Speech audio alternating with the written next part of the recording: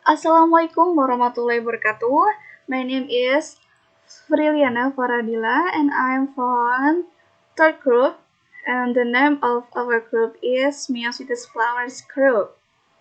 And we would like to present about discourse analysis. Let's go.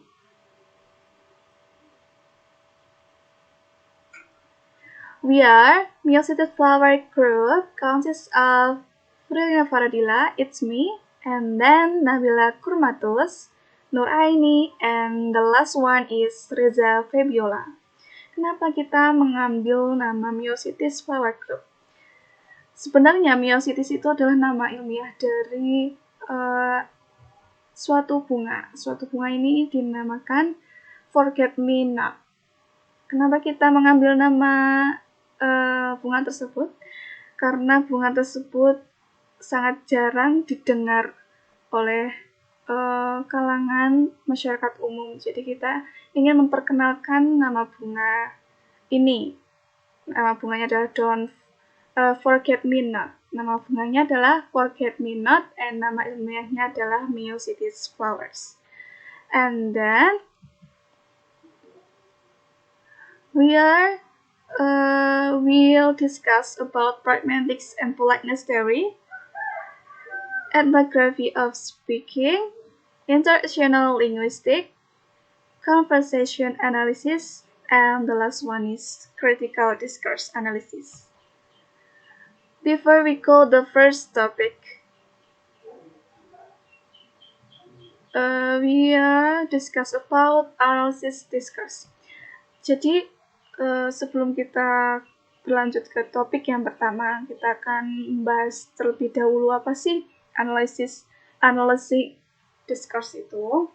Discourse analysis provides a tool for sociolinguists to identify the norms of talk among different social and cultural groups in different conversational and institutional contexts, and to describe the discursive research people use in constructing different social identities in interaction. Jadinya, discourse analysis adalah sejumlah alat bagi untuk peneliti sosiolinguistik untuk mengidentifikasi norma dari percakapan di antara perbedaan sosial, budaya, dan konteks institusional dan struktur dari maksud interaksi tersebut. Jadi, analisis discourse ini lebih kepada spoken or writing language, jadi bahasa spoken and writing. Then we'll go to the first topic about pragmatics and politeness theory. Jadi kita akan bahas terlebih dahulu apa sih pragmatic itu. Pragmatic extend the analysis of meaning beyond grammar and word meaning to the relationship between the participant and the background knowledge they bring to a situation.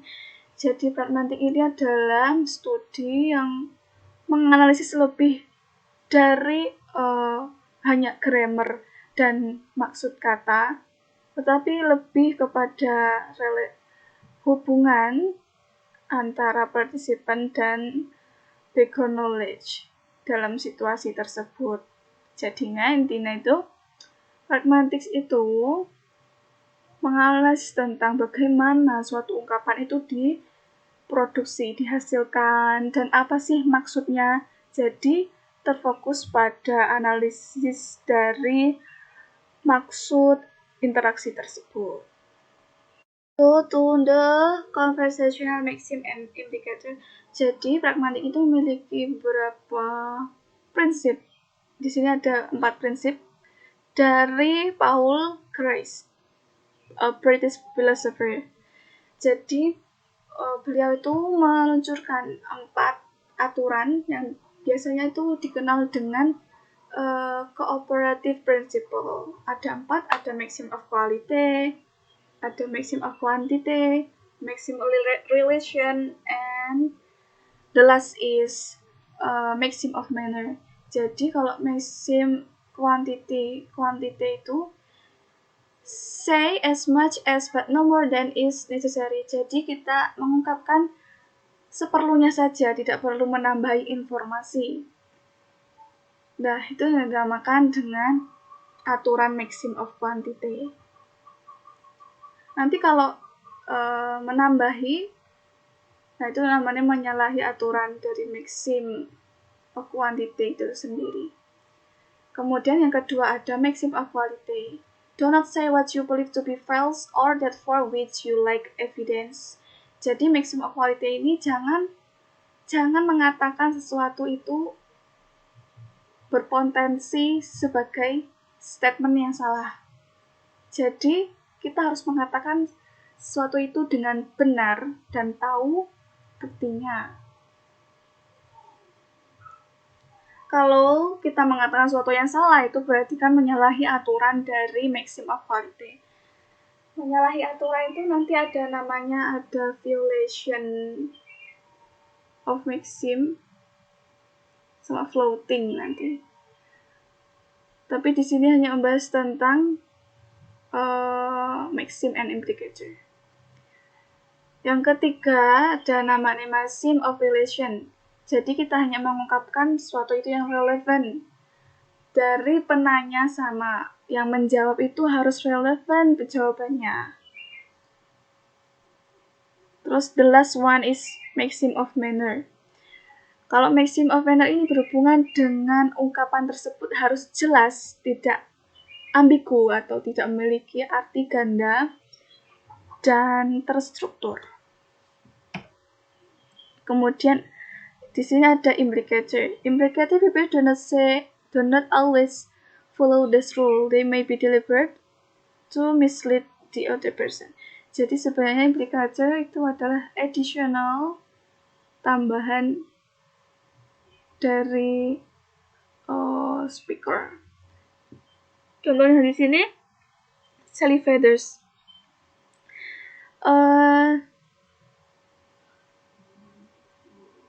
Jadi di sini ada contohnya, ayahnya Sally itu bertanya kepada Sally, "Have you finished your homework?" And Sally answer, "I've got my kit and I'm ready to go."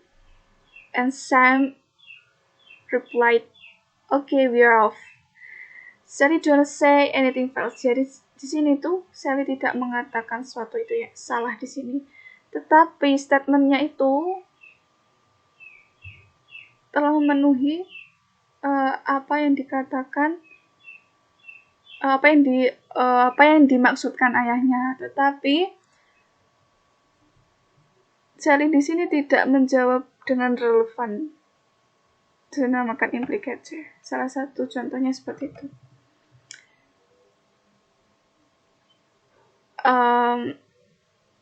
Di sini ada conversational maxim and politeness. Jadi di sini ada namanya orang American pragmatic researcher yang bernama Robin Lekoff.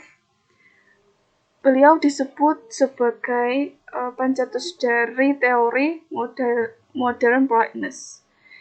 Beliau di sini menyetuskan ada 3 aturan politeness: don't impose, and give option, and the last one is be friendly. Nomor 1, don't impose, artinya jangan memaksa. Jadi dalam aturan politeness itu kita jangan memaksakan. Contohnya di sini kita bisa menggunakan modal and hedges atau nilai.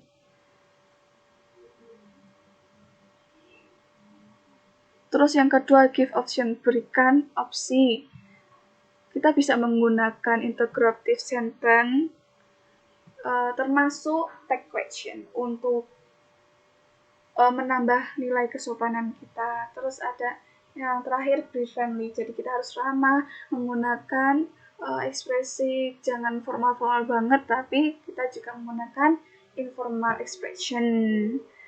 Terus kalau di sini kan ada 3 rules. Rules yang pertama sama rules kedua itu the notion of negative politeness. Sedangkan kalau yang terakhir, be friendly itu the concept of positive politeness. Di sini ada selanjutnya sociolinguistic and politeness. Konsep dari positive and negative politeness memiliki perbedaan yang signifikan di antara berbagai daerah di seluruh dunia.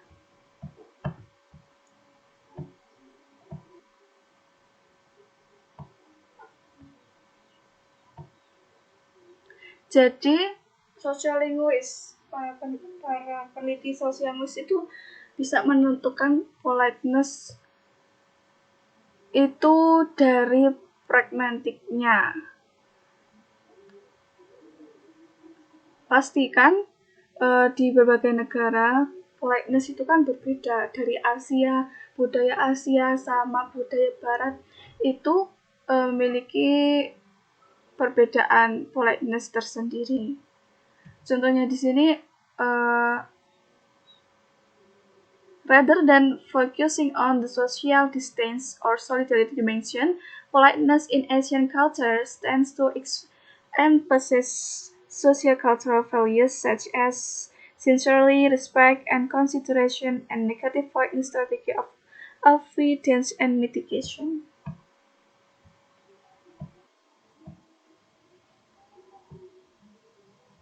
Jadi, orang budaya Asia itu lebih menekankan pada nilai-nilai ketulusan, penghormatan dan pertimbangan, dan menghindari kesuparan negatif dari mitigasi dan avoidance acuhan.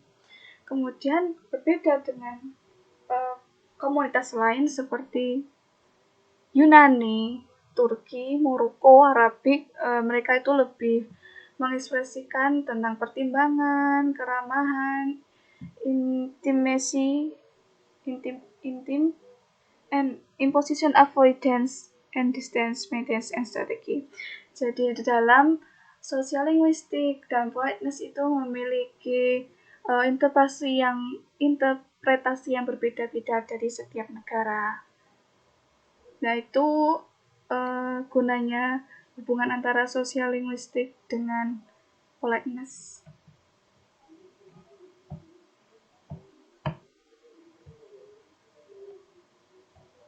Bismillahirrahmanirrahim. Assalamualaikum warahmatullahi wabarakatuh. Here I wanna explain you about ethnography speaking. The ethnography of speaking, also known as the ethnography of communication, since it embraces feature on non-verbal communication too, is an approach to analyzing language which has been designed to attain awareness of culture-bound assumptions.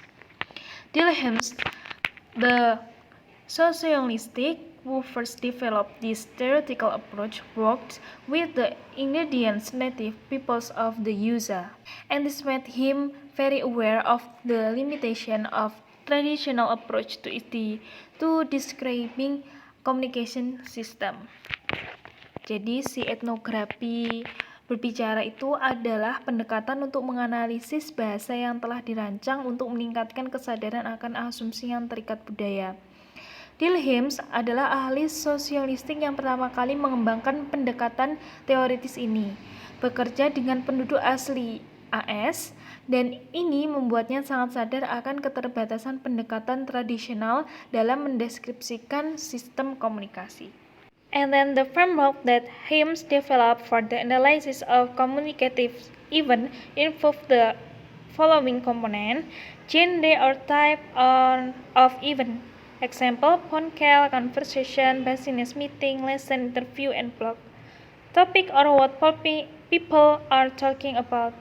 Example, holidays, sport, sociolinguistic, politics. Setting, where the talk takes place. Example, at home, in class, in an office. Key or emotional tone. Example, serious, jocular, sarcastic, and then participant, characteristic of those present and their relationship.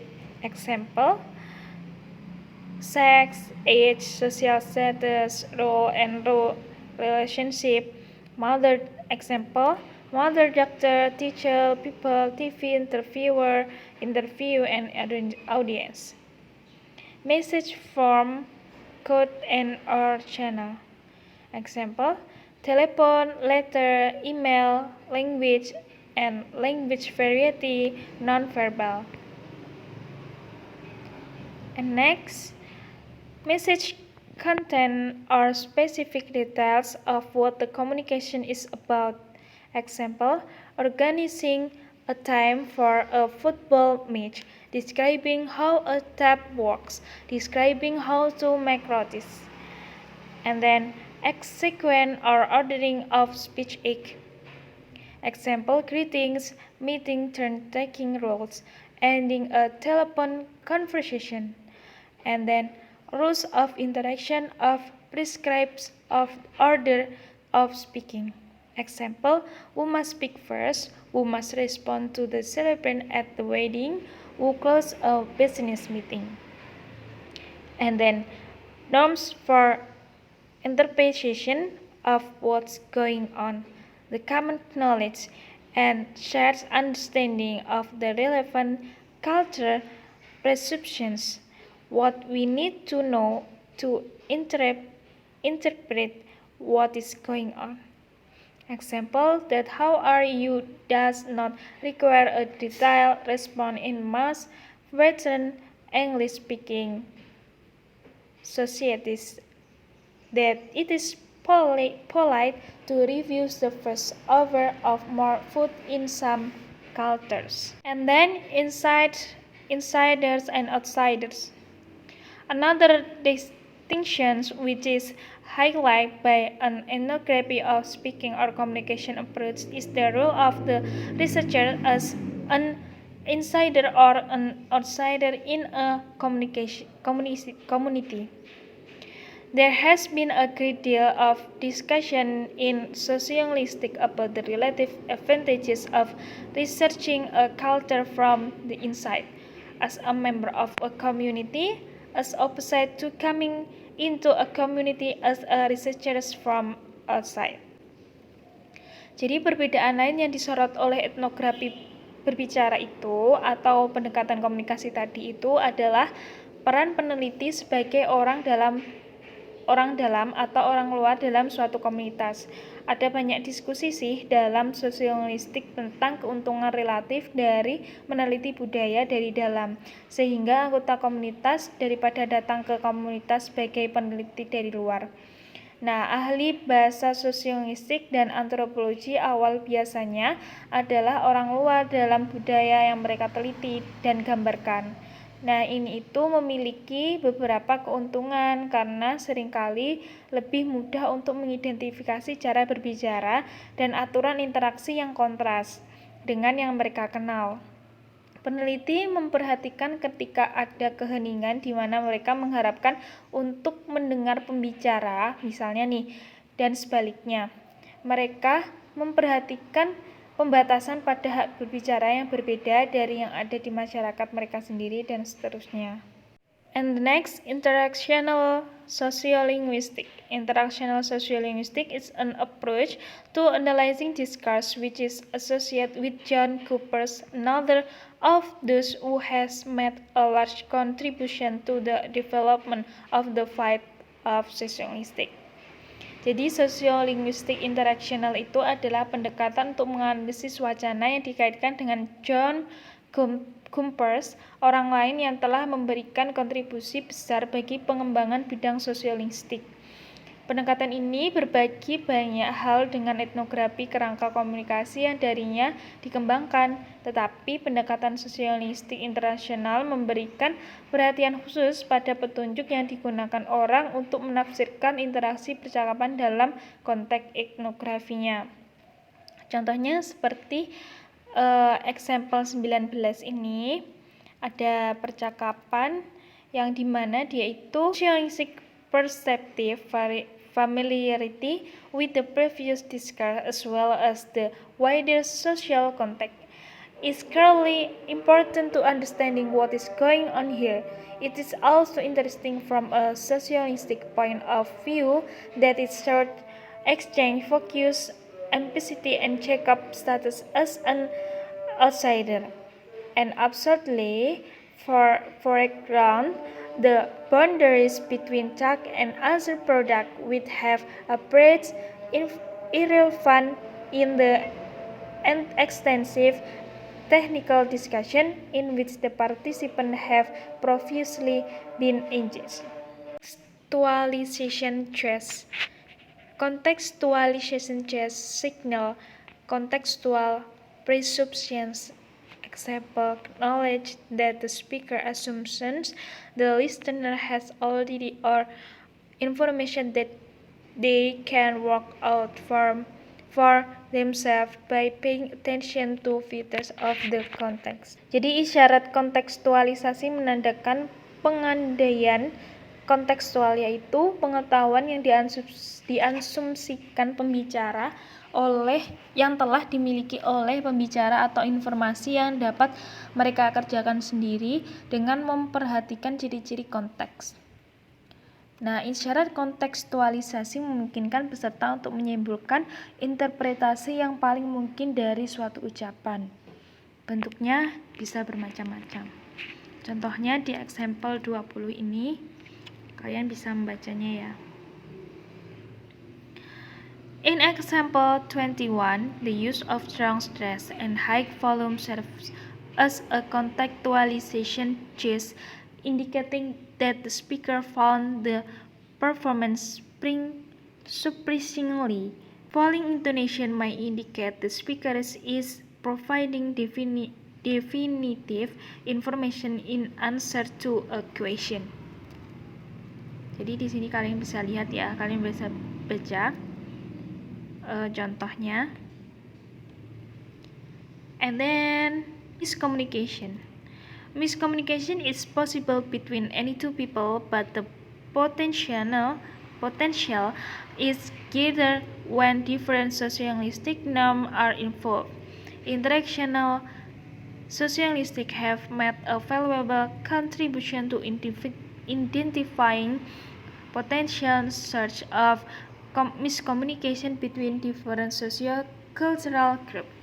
Jadi miskomunikasi itu mungkin terjadi di antara dua orang, tetapi potensinya lebih besar ketika norma sosiolinguistik yang berbeda dilibatkan.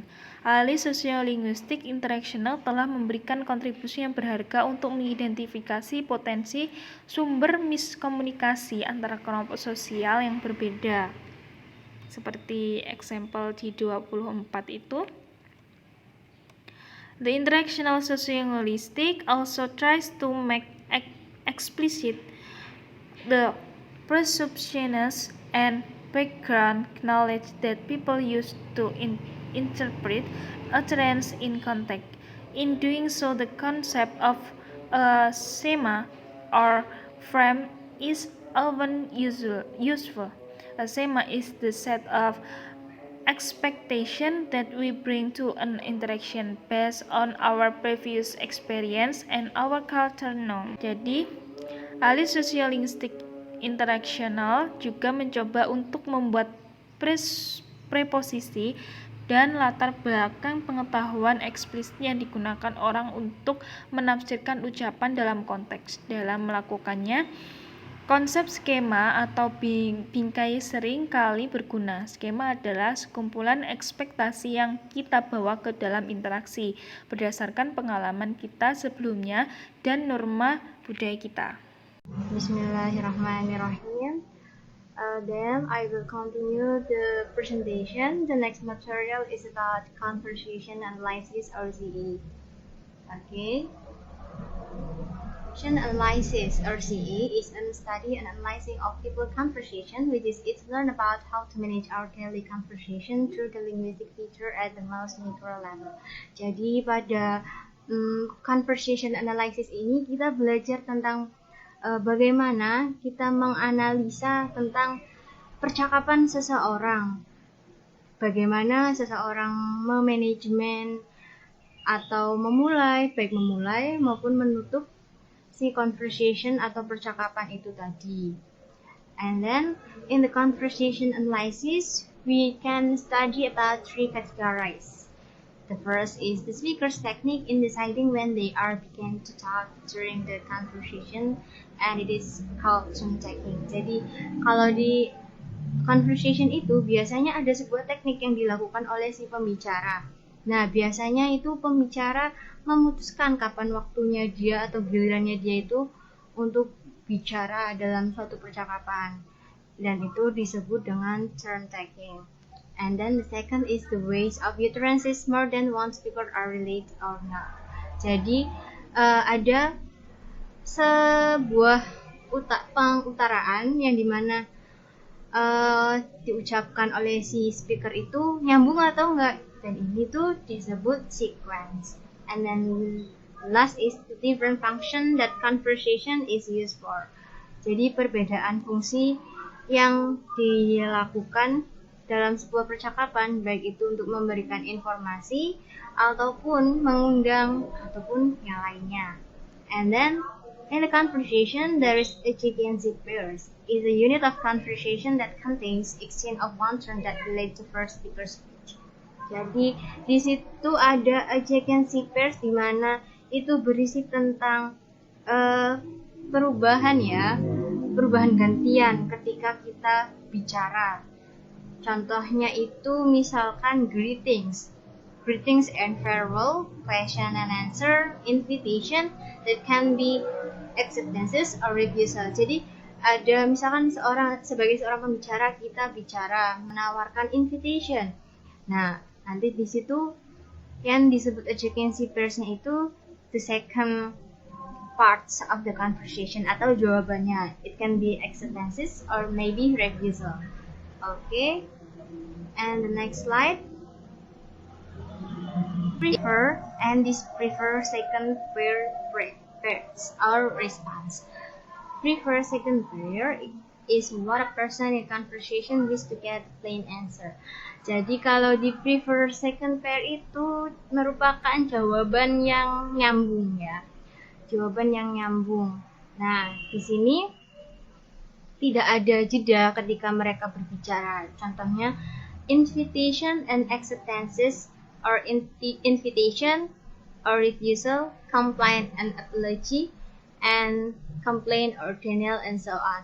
Jadi contohnya itu ada, misalkan kita mengundang seseorang, dan biasanya kalau orang langsung menyetujui suatu undangan itu ya dia nggak delay dulu ketika berbicara. Dia langsung, oh ya, yes, I will come. Yes, I would like to join with us or maybe with you. Seperti itu. And then this prefers second pair parts response is often structurally marked in some way. Nah, beda kalau this prefers second pair atau respon. Kalau biasanya orang misalkan mau menolak suatu undangan itu kan, apalagi kalau di Jawa itu ya orangnya nggak enakan. Ya, nanti ada kayak semacam jeda terlebih dahulu, kayak kayak misalkan kamu mau nggak ikut ke pengajian itu ataupun ikut ke ulang tahunnya si A. Aduh, sebenarnya sih saya pengen ikut, cuman nah itu ada delaynya. Nih contohnya ada di sini. Monica, where's the great concert? Well, I was a bit tired. Nah, di sini kan jawabannya kurang nyambung ya. Tapi di sini ada kata well, I was a bit tired. Jadi, iya, emang konsernya menyenangkan, cuman saya capek gitu. Okay. The next slide.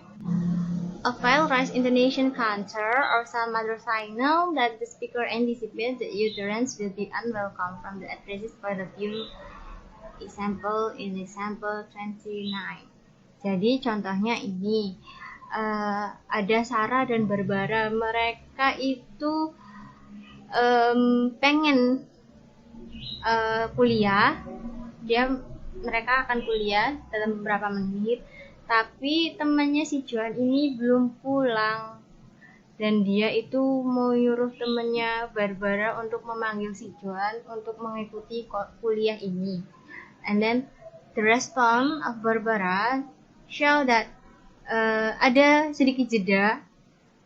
Di sini jedanya itu sebuah verbal ya, non-verbal response. Kayak,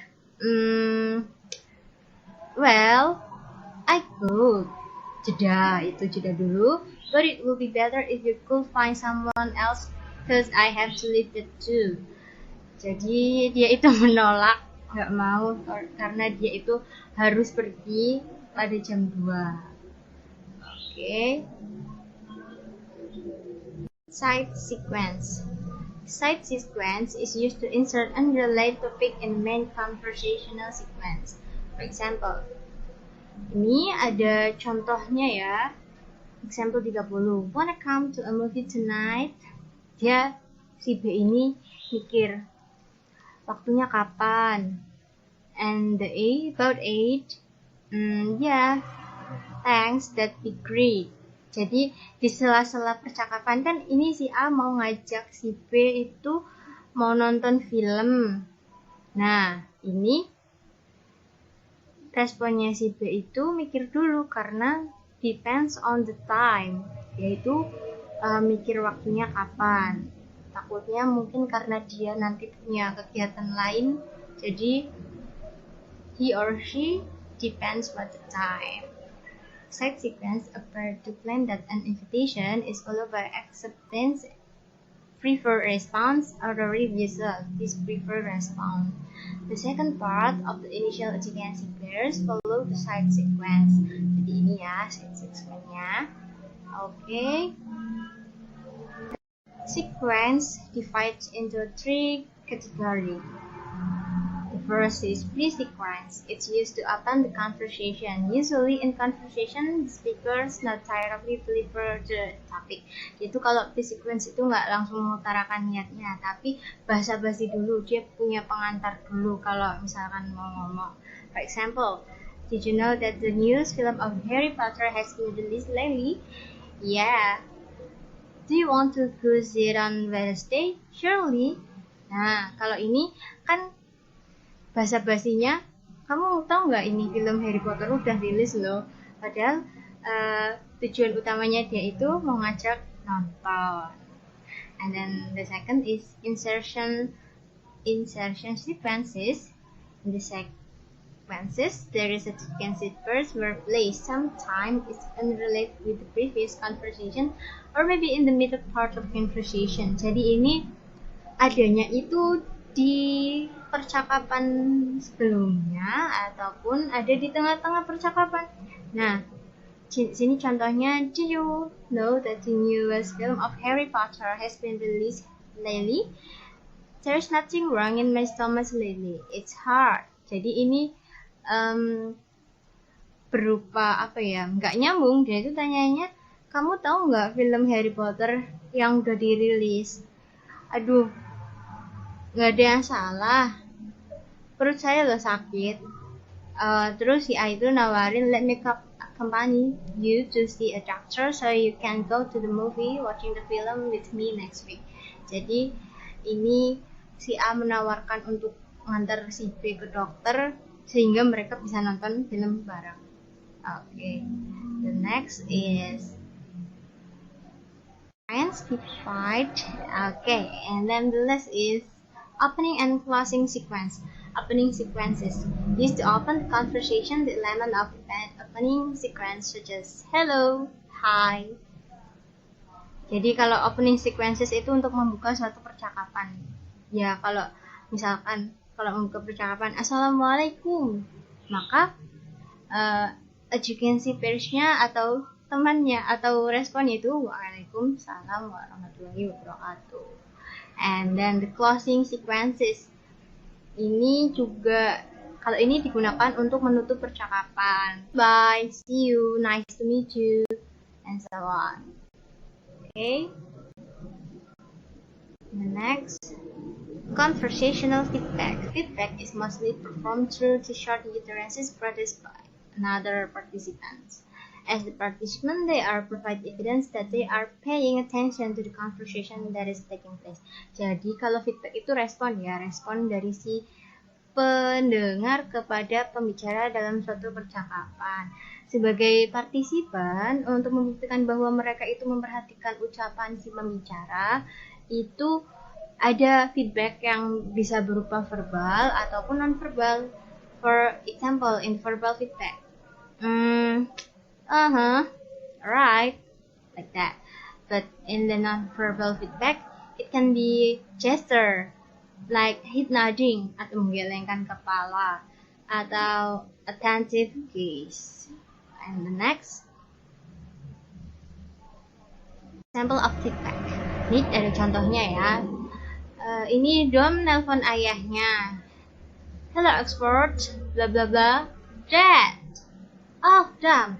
Nah, di sini kan ayahnya Dom itu mungkin si Dom nelponnya pas jam kerja dan kebetulan ayahnya ada di kantor. So directly the father show the greeting when he in the office. And then conversation are used without further ado atau without opening, tanpa pembukaan yang basa-basi. Misalkan kayak misalkan kalau biasanya saya nelpon itu kan basa-basi dulu, misalkan nanya lagi apa, terus nanti langsung ke intinya. Ini langsung directly show what the purpose Dom call his father. And then in line 5, when Dom tells his father to come in 10 minutes, his father not negotiated with it. Jadi ketika Dom menyatakan, I'm coming in 10 minutes. Oh, you're coming in 10 minutes? Ya, ayahnya nggak apa-apa, nggak masalah. And then Dom also use non-verbal feedback. Seperti yang sudah dijelaskan tadi ya. Dan dia itu ketika meng-closing conversation nggak pakai basa-basi, kayak misalkan be careful or maybe see you later. It just bye. Itu aja. And that's all. Example of feedback. Interruption and overlaps. Interruption is regarded as bad behavior and constituted an attempt by controlling flow and the conversation topic. Jadi kalau di dalam interruption itu misalkan menginterupsi pembicaraan seseorang. For example, sorry Mr. Candler, I don't like to be rude, but I have to call other people after giving you the message from finance department. Sini, mohon maaf, Mr. Candler, bukan maksud saya nggak sopan nih, tapi saya mau nelpon orang yang ngasih pesan kepada Anda dari Departemen Keuangan. Oh, I'm sorry, you must be very busy.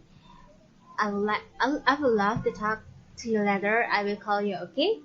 Sure, I'll be ready. Jadi kalau interruption itu dinilainya kurang sopan ya. Cuman kalau misalkan kita mengutarakannya dengan tepat dan dengan bahasa yang santun, it will be very nice. Dan maksud dari percakapan itu juga bisa diterima. And then the next is overlaps. Overlap is when both of participants want to talk in the same time directly. It usually occurs as both the speaker attempt to initiate talk can sit with double slash. Contohnya ini, kalau overlaps itu memotong pembicaraan seseorang pada waktu yang sama. Misalkan saya ngomong, terus respon si pendengar saya itu juga menyeka pembicaraan saya. Ini sering sih terjadi. For example, do you see the video? Yeah, in the beach part. Oh my god, it's beautiful view. Yeah, it's cool. Always is very beautiful and looks so fresh. Kalau misalkan contohnya di dalam kehidupan kita sehari-hari itu, misalkan saya ketika berbicara dengan teman saya, misalkan, gini loh, ini tugasnya kayak gini, dipahami seperti ini. Kamu ngerti nggak? iya ngerti kayak gini. Terus misalkan ada temen lagi nimbrung, iki kayak gini, tugasnya loh disuruh buat video ataupun disuruh ini seperti itu. And then the next is to the text. Unlike the ethnography of communication and the interactional sociolinguistic approach, the analysis should not include any information from the field notes or interview or participant reflection on the talk. Jadi kalau misalkan di analisis conversation analysis ini kita itu nggak perlu data-data tentang si partisipan itu, kita hanya menganalisis apa yang diucapkan oleh si partisipan dua ini. Jadi nggak seribet ketika ethnography of communication yang menganalisis tentang ini ham analysis speaking settingnya di mana, partisipannya siapa. Itu enggak, kalau kita itu hanya menganalisis tentang percakapan yang terjadi, dan seperti itu tadi ada sequence-nya, enggak ada overlaps interruption-nya, enggak. Okay, that's all my explanation. Thank you. And the next material will be delivered with my partner.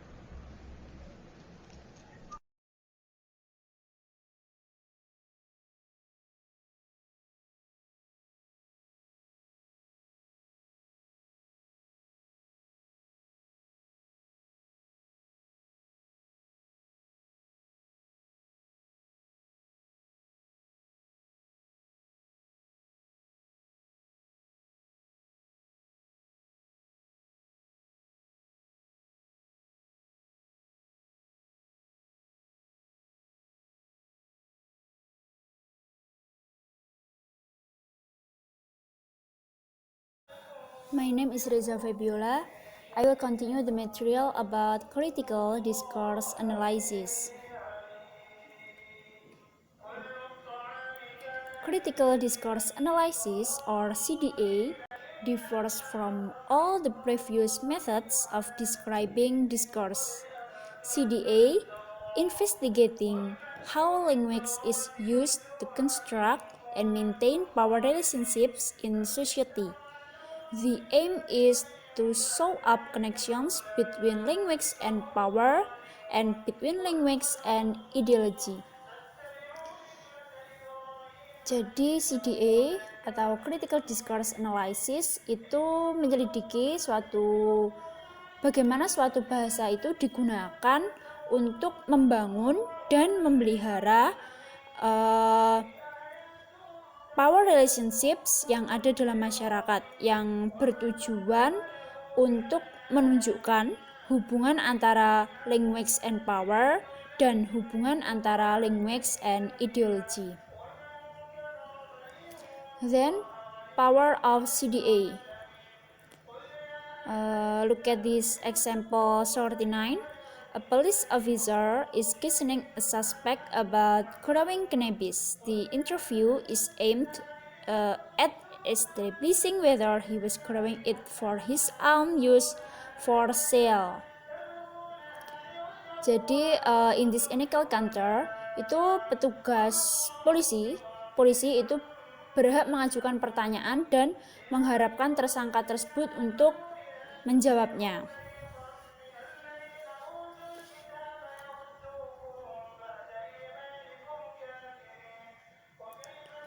Okay, the switchers of the discourse clearly indicate that this is an encounter. CDA approach focus on such features to demonstrate how the police officer uses verbal means to intimidate the suspect and make him feel powerless. Ya, jadi pendekatan CDA itu di sini lebih berfokus ke ciri-ciri tersebut untuk menunjukkan bagaimana petugas polisi tersebut menggunakan cara-cara yang lebih verbal untuk mengintimidasi tersangka dan membuatnya merasa tidak berdaya. Ya, seperti itu. Then power might also be enacted in more subtle ways, interactions which are apparently very urban and democratic. Yaitu power itu juga dapat dilakukan dengan cara yang lebih halus gitu, dalam interaksi yang tampaknya juga sangat sopan dan demokratis. Itu. Misalnya kayak setting the agenda.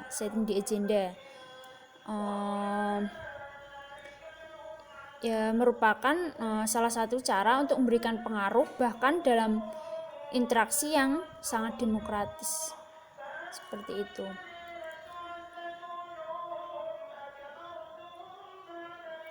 Then ideology and CDA. DA itu research aim to expose the hidden message and especially the taken for granted assumptions that underlie much of our everyday discourse. Jadi peneliti DA or discourse analysis itu bertujuan untuk mengungkapkan pesan yang tersembunyi itu, dan terutama asumsi yang diterima begitu saja yang mendasari sebagian besar diskurs yang kita gunakan sehari-hari, seperti itu. Karena terkadang itu advertiser atau seorang pengiklan itu biasanya menggunakan diskurs itu untuk mempengaruhi perilaku kita, yang biasanya untuk membujuk kita untuk membeli produk mereka, seperti itu. Then CDA approach seeks to identify ways in which readers or listeners are manipulated through choices of particular words and construction to take a particular position in relation to the topic of discussion.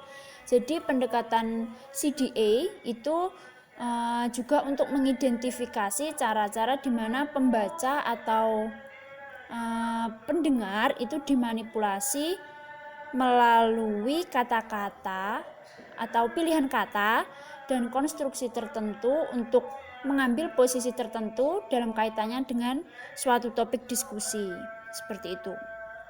You can look at the example 45. Nih, plant manager addressing large meeting between managers and employees in context of restructuring and downsizing. Jadi manajer pabrik yang menangani sebuah pertemuan besar antara manajer dan karyawan dalam konteks restructuring and downsizing. Berarti penataan ulang dan downsizing, pengurangan ukuran. Yang A, it's been a bit over a month since we got together.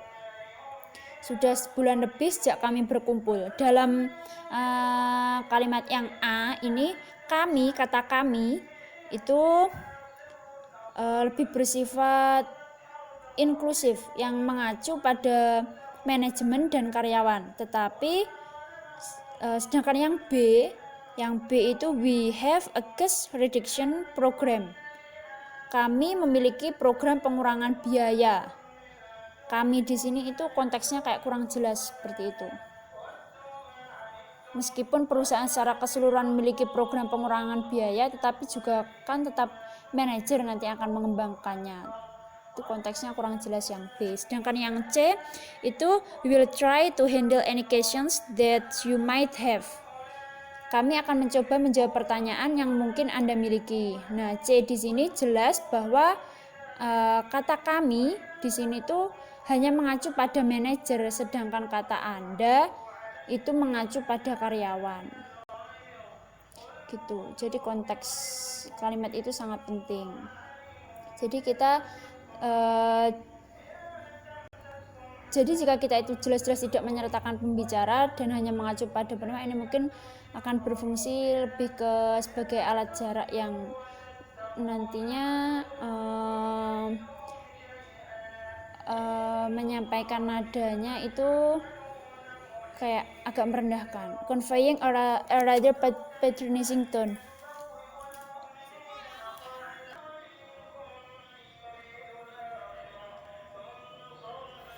Okay, thank you very much for your attention, and I apologize if me and my group if there are some mistakes when delivering this material. Okay, wassalamualaikum warahmatullahi wabarakatuh.